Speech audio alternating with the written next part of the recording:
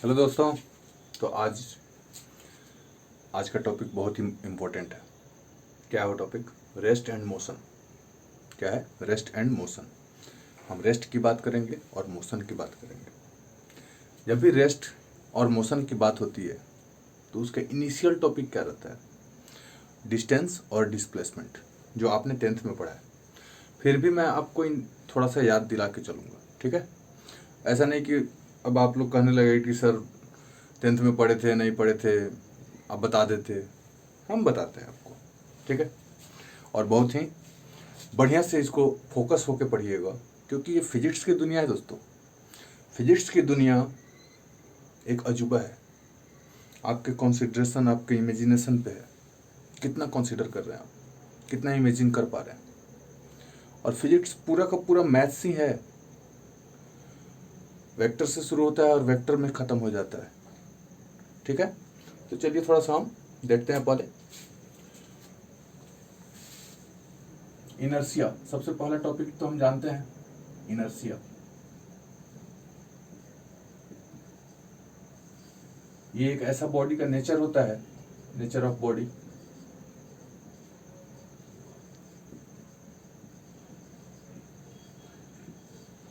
In absence of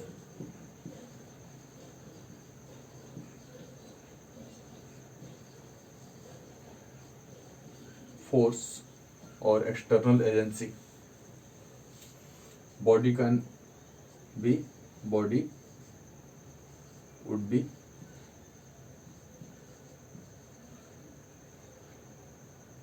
in rest or motion, either in rest or motion,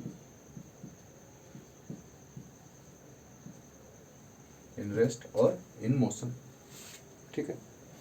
that mean rest में रहा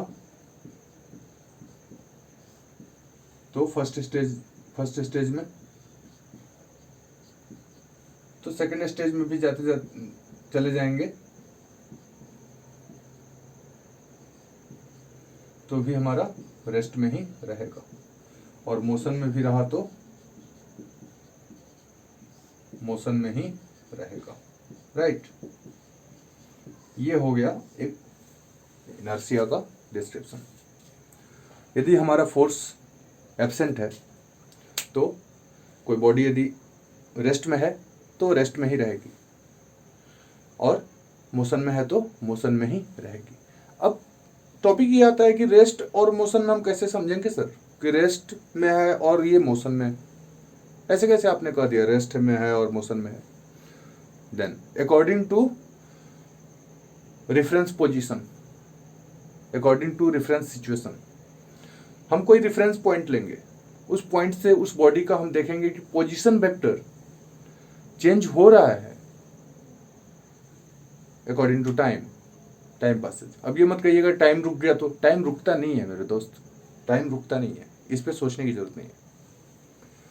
तो time जैसे जैसे पास कर रहा है वैसे वैसे यदि बॉडी पोजीशन वेक्टर उसका चेंज हो रहा है उस पॉइंट के अकॉर्डिंग तो वो मोशन में है। यदि पोजीशन वेक्टर चेंज नहीं हो रहा है तो उस पॉइंट के रेस्पेक्ट में वो रेस्ट में है। जैसे हम लिफ्ट में जा रहे हैं, लिफ्ट को बाहर से देखने वाला देख रहा है कि दो आदमी गए वहां से ऊपर चले गए, मतलब ऊपर वहां नहीं, फर्स्ट फ्लोर से थर्ड फ्लोर पे चले गए। तो उसके रेस्पेक्ट में हम जो दोनों आदमी को देख रहे हैं जो दोनों आदमी को देख रहा है वो आदमी, उसको यदि रेफरेंस पॉइंट मान ले तो वो दोनों आदमी जो लिफ्ट में जा रहे हैं उनका पोजीशन चेंज हो रहा है, दैट मीन वे मोशन में है। बट इनटू द लिफ्ट दो आदमी खड़े हैं, उनका पोजीशन चेंज ही नहीं हो रहा है, वे एक दूसरे के अकॉर्डिंग देख रहे हैं हमारा पोजीशन, हम तो कब से खड़े हैं भाई, मतलब कहीं धीरे धीरे लिफ्ट चल रहा है तो टाइम मिलेगा ना देखने को। तो वे क्या कहेंगे कि हम रेस्ट में हैं, ठीक है? तो रेफरेंस पॉइंट के अकॉर्डिंग रेस्ट और मोशन का डिसीजन होता है, राइट? अब हम चलते हैं पोजीशन वेक्टर। मैंने आपको बोला, एक वर्ड बोला पोजीशन वेक्टर।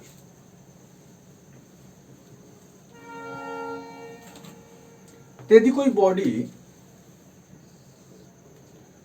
किसी ओरिजिन के रिस्पेक्ट में यहां है और वह टाइम पासिंग के हिसाब से यहां पहुंच गई, थोड़ा सा ज्यादा ये हो गया, यहां है और वो बॉडी यहां पे पहुंच गई, तो ये ए पॉइंट पे था और ये बी पॉइंट पे पहुंच गया, मतलब कि स्टेशन ए और स्टेशन बी। ठीक है, थोड़ा बड़ा बड़ा लिख दिया, आपको दिखना चाहिए। यहाँ पे हमारा ओरिजिन है, तो इस बॉडी का हमारा पोजीशन वेक्टर क्या हो गया, ये, और इस बॉडी का पोजीशन वेक्टर ये। तो हमारा पोजीशन वेक्टर में चेंजिंग कितना हुआ, इतना। ठीक है, तो चेंजिंग हो गया हमारा इतना। चलिए इसको हम डायरेक्शन से भी दिखा देते हैं, इतना आया, इतना आया, इनिशियल यहाँ से शुरू हो रहा है, तो हमारा टेल यहाँ पे होगा और फाइनल हेड वहाँ होगा, राइट। तो यदि हमारा ये x है और ये x प्लस डेल्टा x है, तो हम इसको क्या कहेंगे, डेल्टा x चेंज हो रहा है, दैट मीन पोजीशन वेक्टर हमारा चेंज हो रहा है। ठीक है, तो यही हमारा पोजीशन वेक्टर है। अब आते हैं हम इस चेंजिंग में और इस चेंजिंग में, इस पॉइंट को पहुंचने के लिए यहां से भी जा सकते हैं, नाचते हुए झूमते हुए, नहीं उस अवस्था में नहीं, अच्छे हैं, अच्छे मूड में है, नाच रहे हैं। ठीक है, कोई ट्रांस म्यूजिक बज रहा है और उसमें हम मस्त नाच रहे हैं। ठीक है, मान लो जीएमएस का म्यूजिक बज रहा है और एक बंदा है जो कि यहां से यहां डायरेक्ट चला गया, तो इसमें डायरेक्शन है और मैग्नीट्यूड भी, तो ये हमारा हो जाएगा डिस्प्लेसमेंट। ये सब आपने 10th में पढ़ा है, इसलिए आपको याद दिला रहा हूं। ठीक है, ये हो जाएगा डिस्प्लेसमेंट, और ये जो पाथ ट्रेवलिंग है, इस पाथ को हम कह देंगे डिस्टेंस।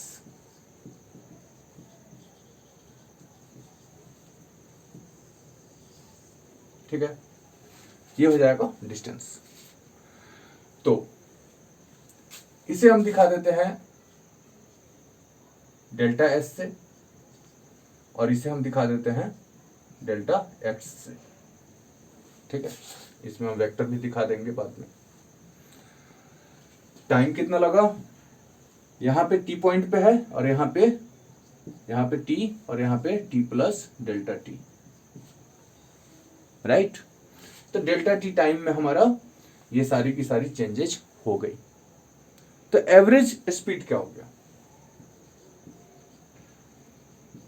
अब आते हैं हम एवरेज स्पीड पे।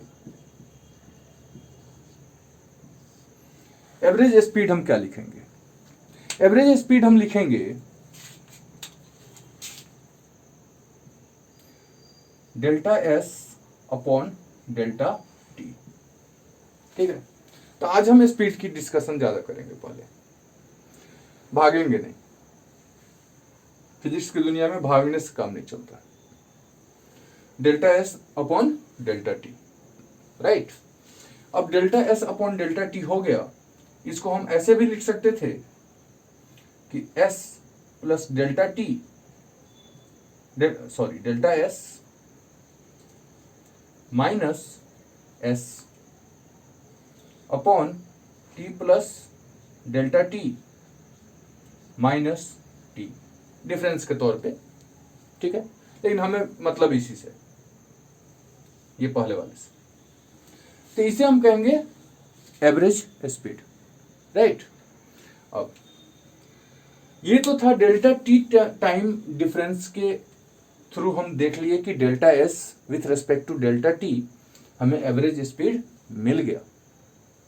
अब उस डेल्टा टी टाइम को, मान लो यहां से यहां जाना है, डेल्टा टी टाइम लगा, उस डेल्टा टी टाइम को धीरे धीरे घटाते इसी के तरफ, इनिशियल की तरफ, तो डेल्टा टी टाइम शॉर्ट होते जाता और उस पॉइंट पे ही रख देते, एज्यूम करते उस पॉइंट पे ही रख दो, तो हम उस वर्ड को क्या कहते हैं, एट दैट इंस्टेंट। क्या कहेंगे, एट दैट इंस्टेंट। तो एट दैट इंस्टेंट से हमें मिला इंस्टेंटेनियस स्पीड। तो इंस्टेंटेनियस स्पीड का definition according to their formula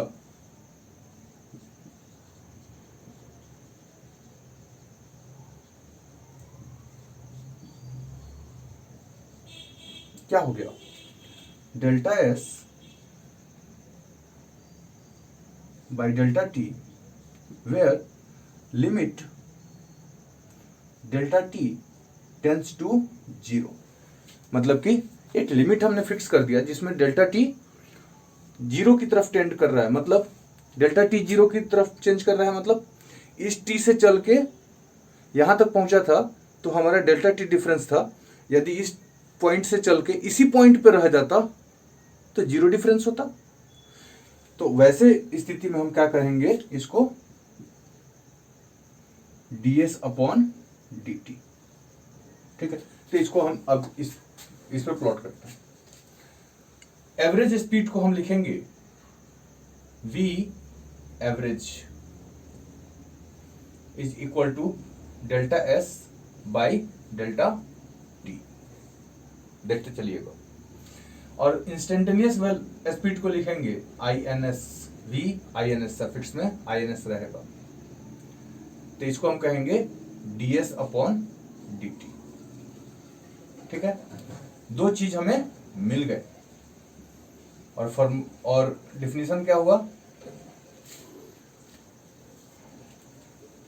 delta S distance travelled with respect to delta time is known as average speed. ठीक है, चलिए सॉरी, ये हमें मिल गया। अब थोड़ा हम इसको ग्राफिकली देखें, ग्राफिकली क्या होगा। यदि हम ग्राफिकली इसको देखते हैं तो आपको ट्रिग्नोमेट्री के दुनिया में लेके चलता हूं। यदि हम s और t का ग्राफ प्लॉट करें, स्पीड वर्सेस टाइम, ठीक है, तो स्पीड वर्सेस टाइम का ग्राफ जब हम देखेंगे तो मान लीजिए यहां से हमारा ऐसे जा रहा है, मान लो, कोई जरूरी नहीं है यहां से जाएगा, इधर से भी जा सकता था। ठीक है, इस पॉइंट पे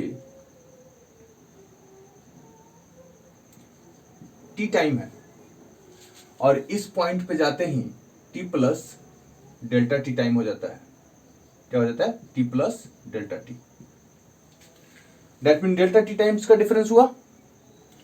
यहां से यहां तक जाते जाते एक राइट एंगल ट्रायंगल बनता है जिसमें ये डिस्टेंस, इसके अकॉर्डिंग ये डिस्टेंस और इसके अकॉर्डिंग ये डिस्टेंस, यहां से यहां तक हमारा डेल्टा एस था, मतलब कि एस और एस प्लस डेल्टा एस, इसका डिफरेंस डेल्टा एस हो गया। ये हम शिफ्ट कर दिए यहाँ पे, कोई फर्क नहीं पड़ेगा, और ये आ गया हमारा डेल्टा टी। देन टेंजेंट जो आएगा, स्लोप जो आएगा, वो क्या आएगा हमारा, tan ऑफ थीटा, और थीटा क्या है, ये, तो tan ऑफ थीटा हम लिख देंगे delta S upon delta T. तो हम इसके हिसाब से हम कह सकते हैं कि in S T graph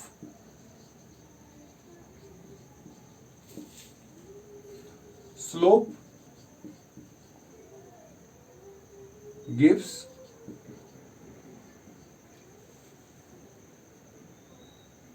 average